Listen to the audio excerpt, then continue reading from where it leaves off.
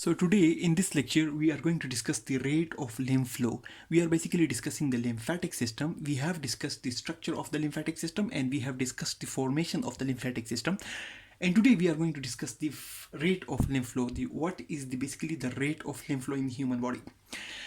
Previously, we have discussed that the lymph from the human body, basically it is collected from the right arm, right side of the head and neck and right side of the thorax into the right lymphatic duct, and lymph from the left side of the head and neck, left arm and the whole of rest of the body, basically it is collected into the thoracic duct.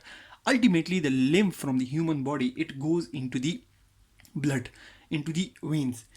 But how the lymph is formed, we discussed previously at the capillary level. At the capillary level, there are some pressures which are basically pushing the plasma outside the capillary into the interstitial fluid, and there are pressures which are pushing the plasma into the capillaries. Some are pushing it outside, some are pushing it inside, but these two pressures are not equal.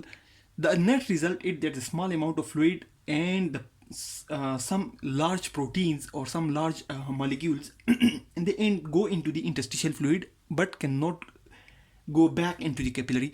So that extra amount of fluid, that large particles, that protein particles, basically they are collected with the help of lymph vessels, and the lymphatic system, basically they bring them back into the blood through the venous system. Now that's about the formation of this lymph and the structure of the lymphatic system. The rate of the lymph flow is about 100 ml per hour through the thoracic duct of the resting human body. When the human body is in resting condition, the flow of the lymph in the thoracic duct. Here is the thoracic duct, which is collecting the lymph from the right side of head and neck, right arm and rest of the body. In this thoracic duct, the rate of lymph flow is about 100 ml per hour, while the 20 ml per hour through other channels. All other channels in the human body, all other lymphatic channels has a speed of 20 ml per hour. So the total rate of lymph is about 120 ml per hour, or 2 to 3 liter of lymph is flowing. 2 to 3 liter of lymph is flowing through the lymphatic system or through all the small and large lymphatic channels in the human body. So 100 ml per hour of lymph is flowing through the lymphatic duct, and 20 ml per hour is flowing through rest of all the lymphatic channels, and when they are combined, the total lymph flow is about 120 ml per hour or 2 to 3 liters per day. Now, what are the factors which basically determine the rate of the lymph flow? So the rate of the lymph flow is basically determined with the help of few factors. So the first factor is the effect of the interstitial fluid pressure on the lymph flow. Effect of interstitial fluid pressure on the lymph flow. So basically, we discussed that we have a lot of pressure at the capillary level. One is the capillary pressure, which is pushing the fluid outside into the interstitium. Here we have the capillary, and on the outside the capillary we have the interstitium. So the capillary pressure is basically pushing the plasma out of the capillary into the interstitium. The plasma colloid osmotic pressure is basically pulling the fluid into the capillary. Interstitial fluid colloid osmotic pressure is basically also helping to move the fluid into the capillary. And the interstitial fluid pressure, it is basically also trying to push the fluid into the capillary. So capillary pressure is pushing the fluid out. The plasma colloid osmotic pressure is trying to pull the pressure in. The interstitial fluid colloid osmotic pressure is also trying to push the fluid into the capillary, and the interstitial fluid pressure is also trying to basically push the fluid into the capillary.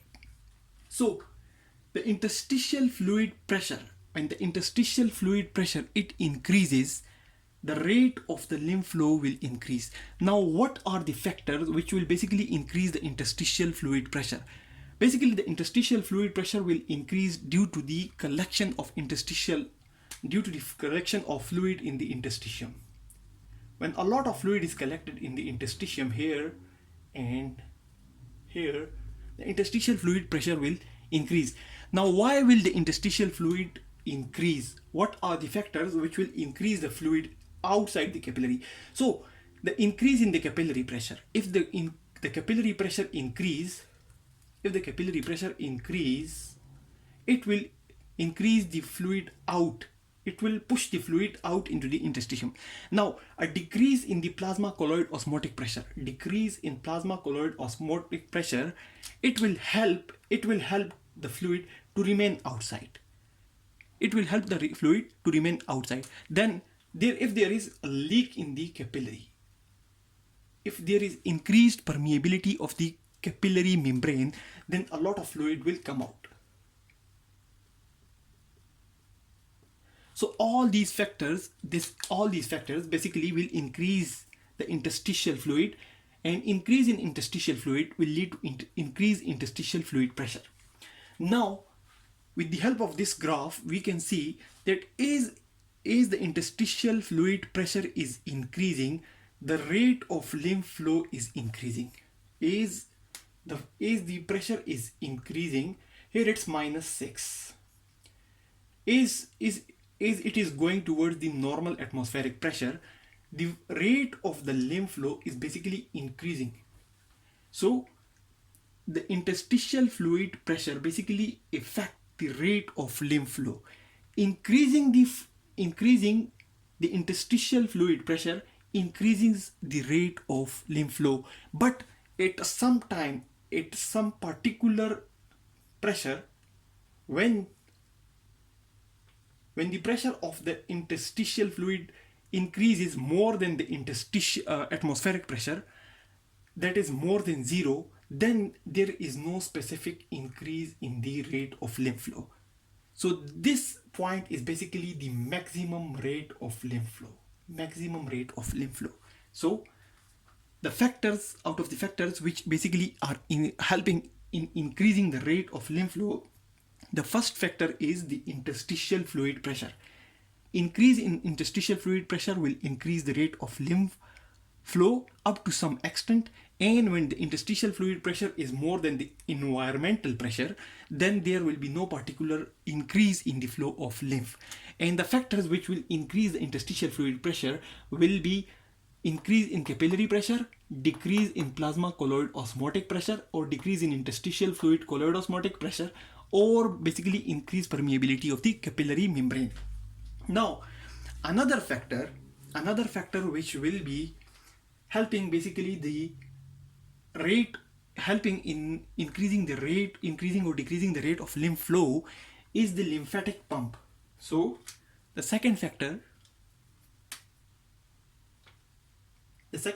is the lymphatic pump.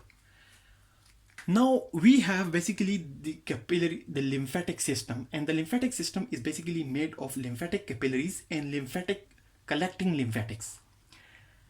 Here we have the small lymphatic capillaries, and these small lymphatic capillaries basically they are draining into the large collecting lymphatics.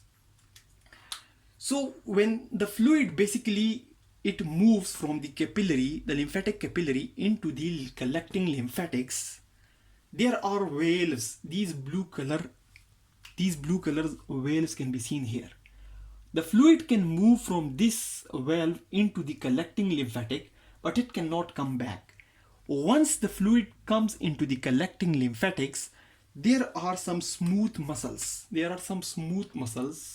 In the wall of the capillary or in the wall of the lymphatics. These smooth muscles contract.